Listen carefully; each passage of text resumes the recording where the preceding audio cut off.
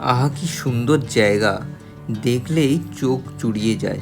আপনারাও নিজের প্রিয় মানুষের সাথে একদিনের সময় কাটাতে পারবেন।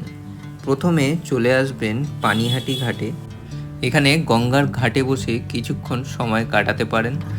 বেশ কিন্তু দারুণ জায়গা। কিছুক্ষণ বসে থাকলেই দেখবেন মনটা কেমন ফুরফুর করছে, মানে সমস্ত ক্লান্তি দূর হয়ে গেছে। সেখান থেকে 10 মিনিট হাঁটা পথে চলে আসবেন কালীবাড়ি। আর দেখুন আকাশটা কত সুন্দর। 1982 সালে এই কালীবাড়িটি স্থাপিত হয়েছিল, এখন রিনোভেশন করে এত সুন্দর করা হয়েছে। পাশেই দেখতে পাবেন ঘাট, সেখানে বসে কিছুক্ষণ সময় কাটাতে পারেন। কিভাবে আসবেন জানিয়ে দিই।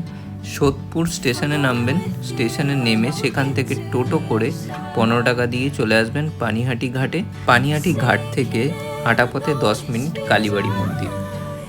এই রকম মিনি ব্লগ দেখতে হলে অবশ্যই ফলো করে রাখবেন। আজকের মতো এখানে বাই।